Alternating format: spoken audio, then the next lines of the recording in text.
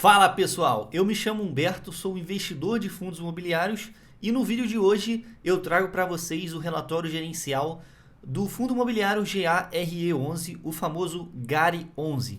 Fundo imobiliário bem conhecido, base 10, tem uma cota ali na casa dos R$ 8 mais ou menos, de renda urbana, mas que tem também imóveis de logística aqui dentro. Então é um vídeo de acompanhamento do fundo mesmo, eu trouxe outro vídeo dele aqui no canal essa semana para falar aí de uma venda de um imóvel recentemente. Vamos falar dessa venda hoje também, mas é um vídeo aí para você que é cotista do fundo, para você que está querendo investir no fundo e quer ter um pouco mais de detalhamento sobre tudo que está acontecendo no fundo hoje. Então se inscreve aí no canal, deixa um like, não esquece de deixar o like e comenta aí o que você achou também.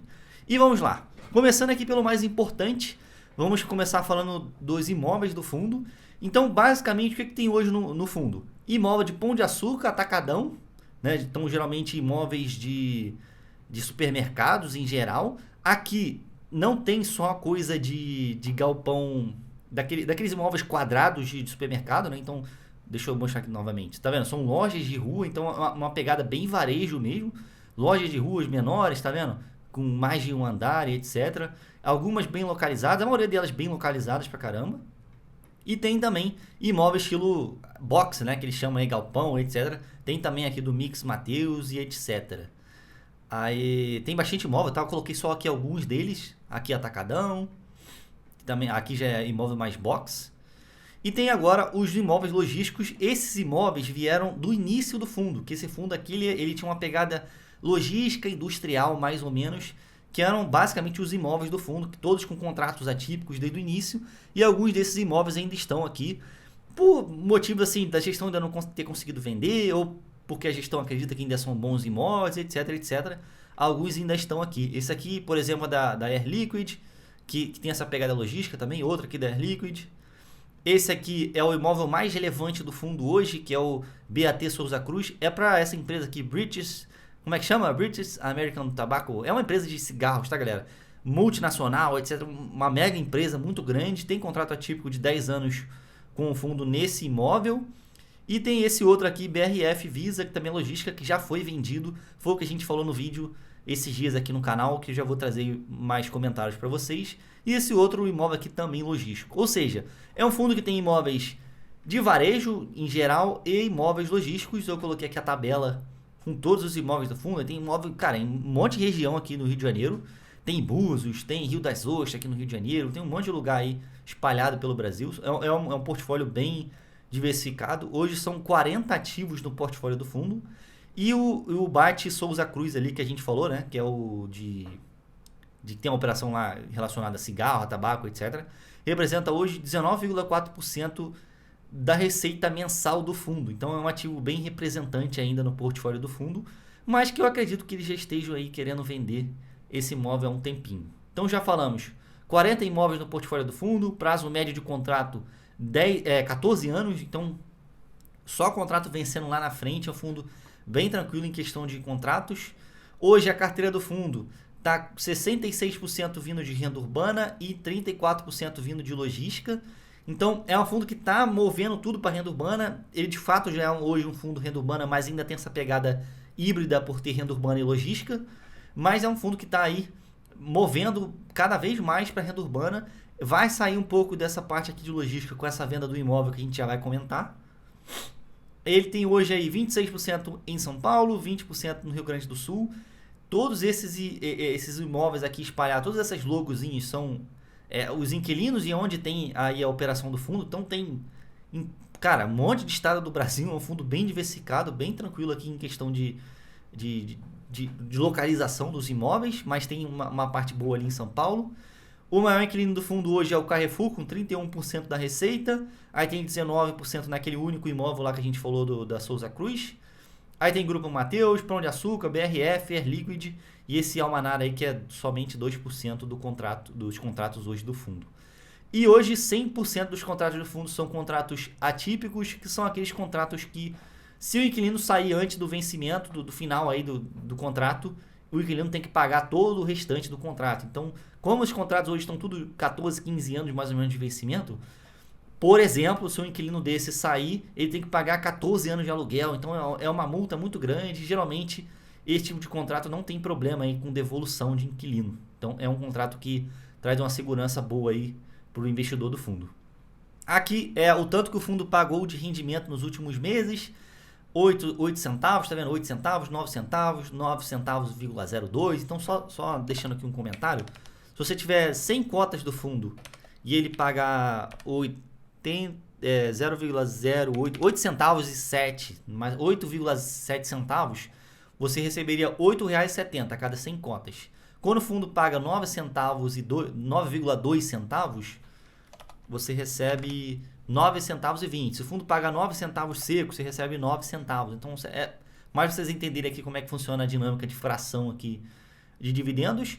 E a estimativa da gestão aqui é distribuir agora entre 8 centavos e 9 centavos, já considerando a venda ali do BRF Visa, que foi o imóvel que a gente comentou esses dias em vídeo da venda. Então, é um guidance já considerando, uma projeção de resultado já considerando a última venda. Legal, esse fundo vai conseguir manter esse mais ou menos 8 centavos e meio aí de dividendo, estourando 9. Se rolar mais alguma dívida, aí o fundo consegue distribuir um pouco mais. Vamos ver se ele paga esses 8 centavos e meio, porque aí chega no final do semestre ele consegue ter um pouco mais para distribuir. Que nem foi aqui em dezembro, que ele pagou quase 10 centavos por cota, tá vendo? Então vamos ver aí como é que vai ser. Se em junho ele consegue distribuir um pouco mais do que está estimado ali pela gestão do fundo. Aqui falando de resultado mensal do fundo, eu coloquei aqui para vocês na linha verde o total de receita mensal do fundo, na linha vermelha o total de despesa e na linha roxa o total de despesa financeira, que é relacionado à alavancagem dívidas do fundo, que a gente vai falar aqui já já. Então, considerando aqui o mês de janeiro de 2025, tivemos 19% de total de despesa frente ao total de receita do fundo. Então não é um fundo que gasta muito, está ali na média de fundos de tijolo, né? 20, 25% mais ou menos de despesa, nada a se preocupar. Quando a gente olha aqui para a despesa financeira, muita gente falava, caraca, esse fundo tem uma despesa muito alta de financeira, uma alavancagem muito puxada desde o início, caramba. Não é o caso aqui, tá, galera? Só 12% da receita total aí do fundo é utilizado em alavancagem, despesa aqui hoje, tá vendo? Nesses 12%. Quando a gente olha para 12 meses, um período maior, né, 2 semestres, a gente vê aqui 20% de despesa e 12% sendo utilizado em alavancagem. Também não é um fundo que tá consumindo muita coisa aí por conta de despesa. E quando a gente diminui ali os 20 menos 12, é um fundo que tem de despesa operacional, que é a despesa que o fundo precisa ter para girar os imóveis, né? Então, imposto quando precisa pagar, despesa com gestão desses imóveis, né? Tem que ter gente ali no fundo, etc, taxa de gestão, etc. É um fundo que só usa 8% do resultado hoje nessas despesas operacionais. Então é um fundo que é bem de boa, né, galera? Imagina esse fundo sem alavancagem, o tanto que ele vai distribuir. Ele vai ficar redondinho ali, consumindo só 8% de despesa, 10% no máximo. Então vai ser bem legal. É um fundo que tem uma gordura grande para ter uma alavancagem um pouco maior aí no futuro. Vamos ver como é que vai ser. Nesse mês, o fundo gerou aqui 8,4 centavos por cota e distribuiu 8,3 centavos por cota. E nos últimos 12 meses ele gerou R$1,06. Não, R$1,06 e distribuiu R$1,05. Então é mais ou menos, o fundo distribui o que gera praticamente aí todo mês. É bem legal de ver o resultado aqui desse fundo, né? Então falando aqui da conclusão da venda do BRF Visa, que foi esse imóvel aqui, deixa eu só mostrar rapidamente para vocês, que foi esse imóvel aqui, né? Que é o BRF, bem conhecido aí no mercado.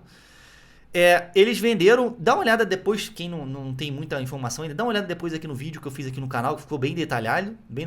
Eles venderam aí o BRF Visa, que já era uma venda que eles estavam prometendo já há um tempo. Essa venda agora foi concluída no vídeo que eu fiz para vocês, ainda não tinha sido concluída. Ela foi concluída agora dia 11, 4 dias atrás. E eles tiveram aí um lucro líquido de 71,5 bilhões. Sensacional, né? O lucro que eles tiveram com a venda desse imóvel. Uma TIR, um Total Return, Implicit Return, sei lá como é que fala agora, 28% ao ano. Então é um retorno anual muito grande, 28% ao ano. Imagina, cara, nenhum crédito conseguiria ter um retorno tão alto quanto esse, só imóvel mesmo.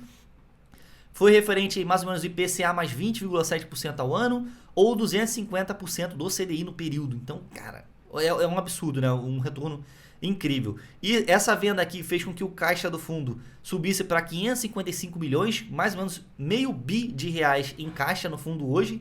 Então esse fundo com certeza vai comprar mais alguma coisa daqui para frente. E eles tiveram uma redução aí na alavancagem, na dívida do fundo de 145 milhões de reais, jogando para mais ou menos 23% do patrimônio do fundo. Na minha opinião, com esse fundo, tendo esses contratos atípicos de grandes empresas, etc., com contratos líquidos, com imóveis líquidos, que são esses imóveis aí de Pão de Açúcar, Atacadão, etc., esse fundo eu consigo ver ele com 30%, 35% de alavancagem, que nem é hoje lá no TRXF11, que tem uma estratégia mais ou menos parecida. Então vamos ver aí se o fundo vai comprar mais coisa, estou ansioso para ver, para ele ver, a gente ver aí como é que ele vai fazer com essa alavancagem também. E aqui falando rapidamente da alavancagem do fundo, temos aí hoje 555 milhões em disponibilidade, né, como a gente já falou aí, de caixa hoje no fundo, e a alavancagem do fundo hoje é mais ou menos isso aqui que a gente tem, né? Quanto que ele vai ter que utilizar por caixa por ano? 48 milhões em 2025, ano que vem vai ter que usar 56 milhões, 2027 54 milhões. Cara, frente a esse caixa gigantesco que o fundo tem hoje, ele tem de caixa 10 anos para frente, tranquilamente para pagar essa alavancagem, sem se preocupar. Então, assim, vida boa para o gestor não vai ter que se preocupar com emissão de cota, ele não vai ter que vender imóvel às pressas, ele tem 10 anos para frente ainda aí de caixa para pagar essa dívida, tranquilo, né? Nada a se preocupar aqui. 23% só do patrimônio do fundo hoje está exposto à alavancagem. E é isso que a gente tem que falar de alavancagem do fundo, bem tranquilo, um fundo bem diversificado aí em questão de local, né? E até que inquilino também está ficando bem diversificado, né? 31% só no Carrefour e 19% no Souza Cruz. Ele vai sair esse 19% aqui, o Carrefour vai aumentar temporariamente mais essa concentração aqui, mas como o fundo vai ter um caixa legal, ele vai conseguir comprar outros imóveis e vai conseguir diversificar um pouco mais pra gente. Só para finalizar o vídeo aqui, vamos falar aí do retorno histórico do fundo. Esse aí é o gráfico histórico de retorno do fundo. É claro que ele só considera quando o fundo virou GARI 11, antes do GALG 11, ele não mostra aqui nesse gráfico, então ele não junta tudo.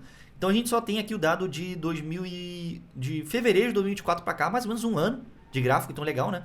Nesse um ano para cá, o CDI teve um retorno de 12% e o GALG teve o GARI 11 teve um retorno de 3,67%.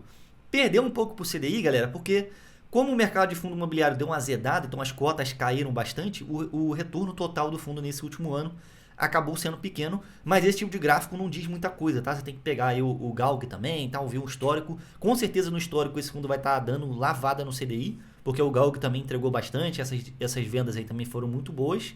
Só que com essa desvalorização de cota de um tempo para cá, o fundo acabou entregando um pouco menos.